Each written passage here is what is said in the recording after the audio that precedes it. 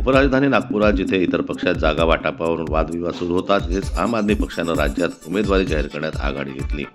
पार्टीनं नागपूर महानगरपालिका निवडणुकीसाठी उमेदवारांची यादी जाहीर केली असून उमेदवारांची नावं जाहीर करणारा आप हा पहिला पक्ष ठरला आहे.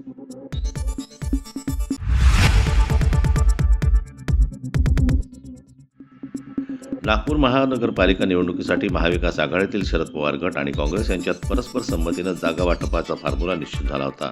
मात्र उमेदवारी अर्ज भरण्याच्या शेवटच्या दिवशी काँग्रेस नेत्यांकडून अचानक घेण्यात आलेल्या निर्णयामुळे राजकीय समीकरण बिघडलं. भाजपला फायदा पोहोचवण्यासाठी रात्री 3 वाजता काँग्रेसकडून युती तोडण्यात आल्याचा गंभीर आरोप शरद पवार गटानं केलेला आहे. त्यामुळे आता शरद पवार गटानं स्वतंत्रपणे निवडणूक लढवण्याचा निर्णय घेतला आहे.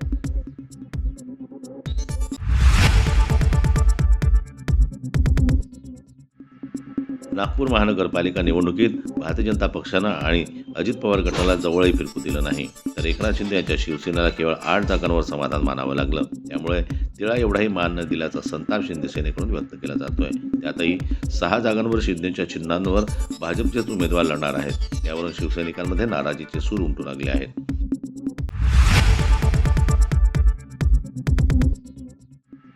यंदाच्या महानगरपालिका निवडणुकांमध्ये घराणेशाहीला चांगलाच वाव मिळालेला दिसतोय. एकेकाळी घराणेशाहीच्या नावावर रान माजवणाऱ्या भाजप तसेच काँग्रेस पक्षानं माजी नगरसेवकांच्या नातेवाईकांना उमेदवारी दिली आहे. त्यामुळे प्रभागातील राजकारणात त्यांचा दबदबा कायम राहणार आहे. यावरून आता महानगरपालिका निवडणुकीमध्ये पुन्हा एकदा घराणेशाहीवर चर्चा सुरू झालेली आहे.